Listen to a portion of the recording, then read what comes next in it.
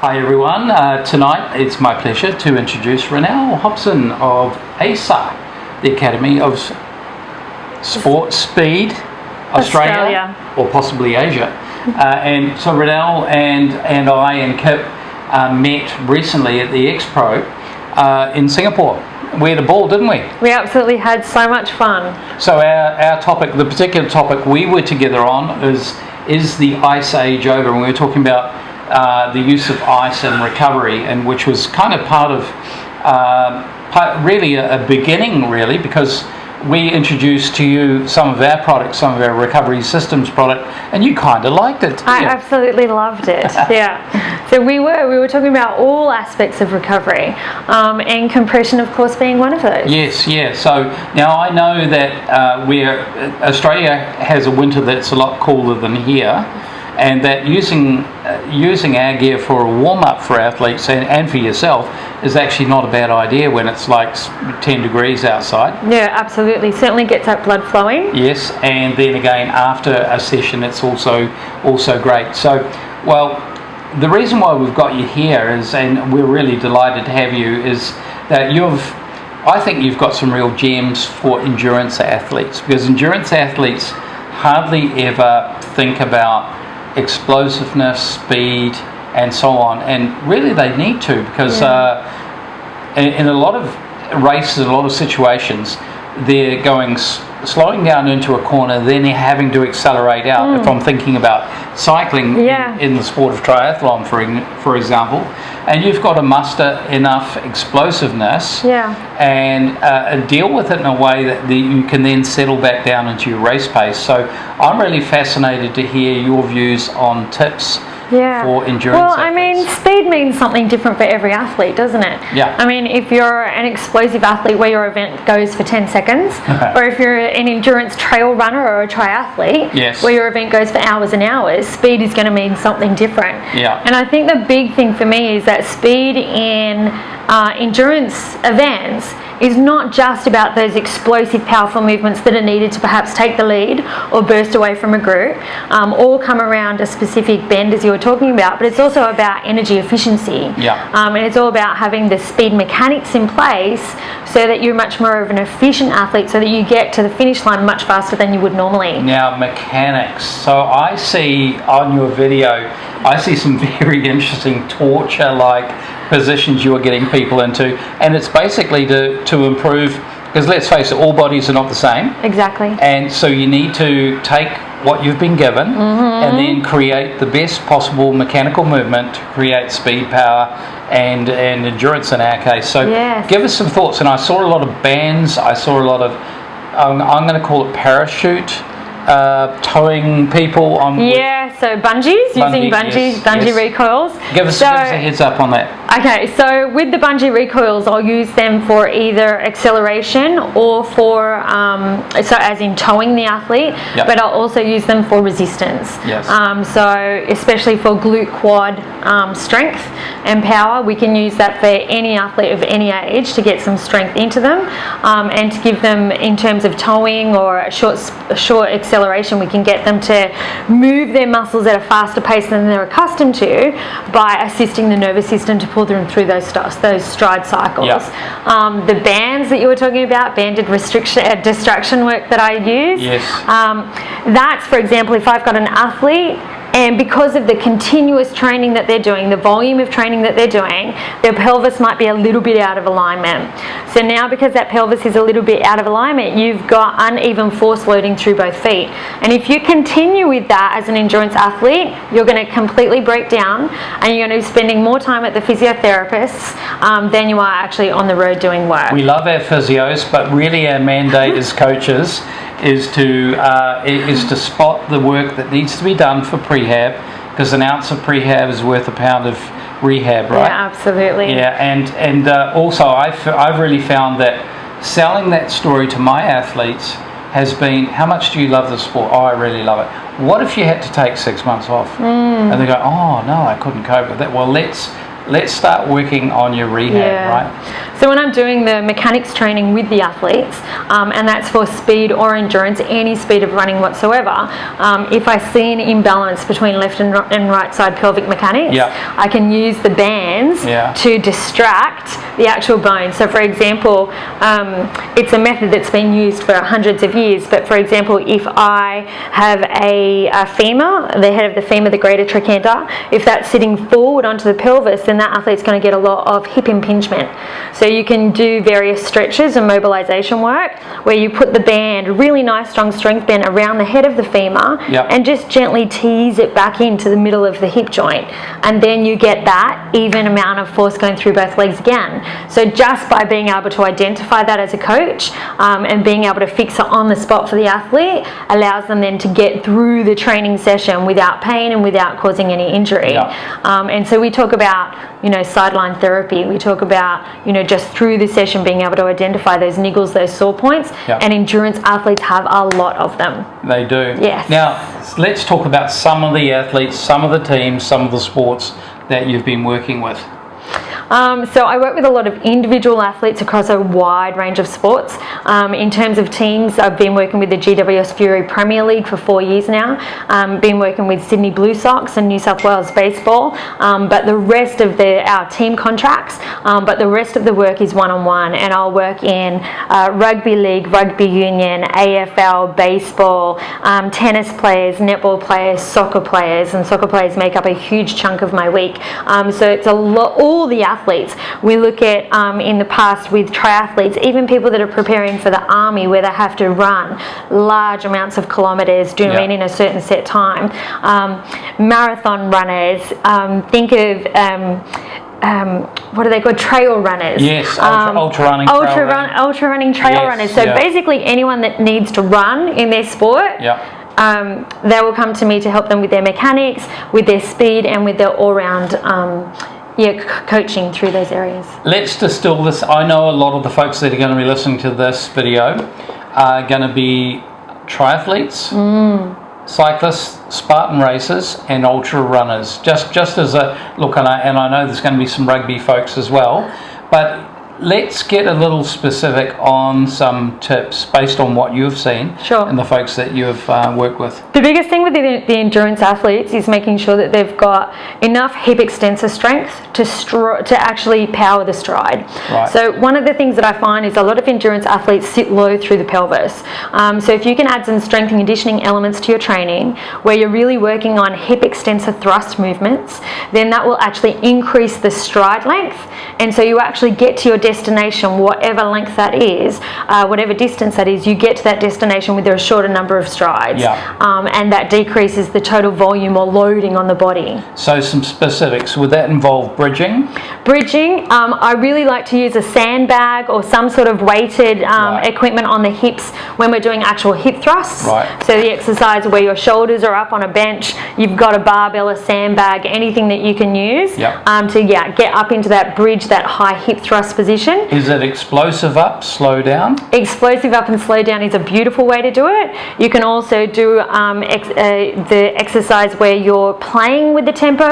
So you might want to do 2 counts up, 2 counts down, really manipulate the way in which the fibers through the glute max are actually working, but explosive up is always going to get you that beautiful explosive stride. So some of my observations with cyclists, I see a lot once they're under load, you can see if you're following them from behind, there's a hip height discrepancy, there's a whole lot of compensation going on. I think not only for runners, that's a great one for the cyclists as well. Absolutely, and the problem, well not the problem, but the challenge that cyclists face is that they're always in a hip flexed position. So those hip flexors are going to get very short very quickly, and then what happens is the glute is always in an elongated position, so for them it's a corrective exercise. So using the hip thrust to actually correct oh no, I shouldn't say poor. But because they're always in a seated position, they end up usually walking around with poor mechanics because the hip flexors get so short. You can tell the cyclists they're walking bent over. So mobilising that front chain, strengthening the back chain, and then you've got a better well-rounded athlete. So sometimes, and we talked about, you came up with a term at Expo that I really like, microdosing. Yes, microdosing. So not everyone likes to take their medicine in one big hit, but you explain the concept of microdosing for folks that don't like to do the remedial. Look, microdosing is one of those fabulous things because it allows athletes to achieve results over a period of time with like 5 or 8 minutes of attention paid to a specific stimulus throughout the week.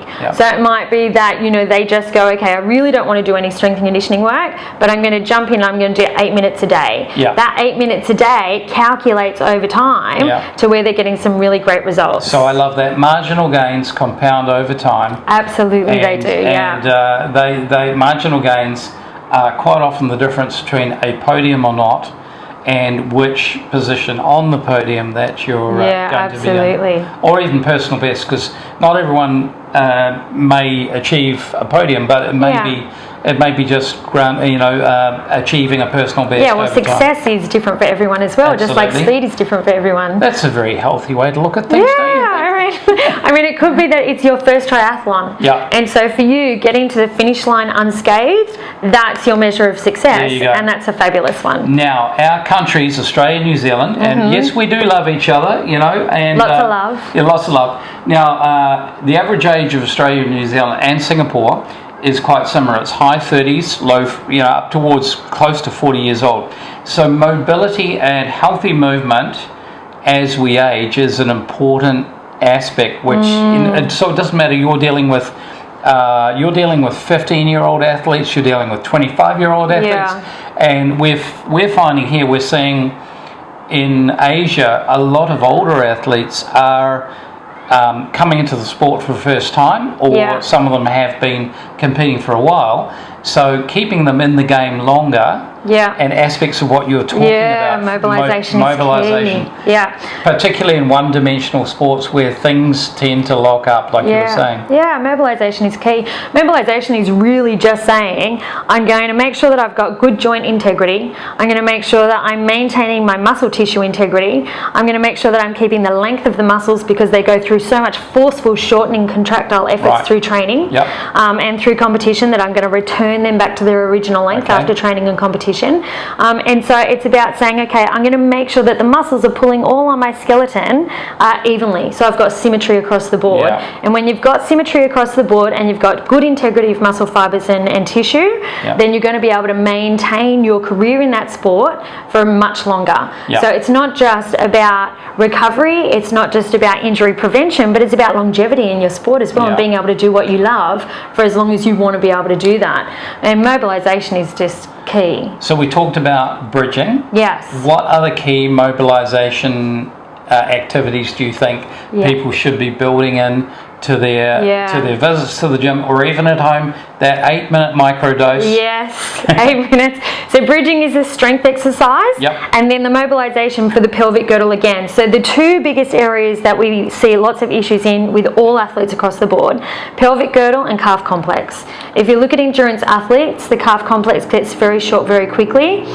They get problems with Achilles issues, especially as they start to age. Over 40, the Achilles becomes a real problem because it loses its elasticity, and so we need to make sure that we're maintaining calf complex, ankle complex movement. We need to make sure that we're spending 6 minutes a day on the hips, 2 minutes a day on the calf complex, and in the hips it's in all areas. So you want to make sure that you've got full joint mobility through the actual pelvic girdle or through the hip structure.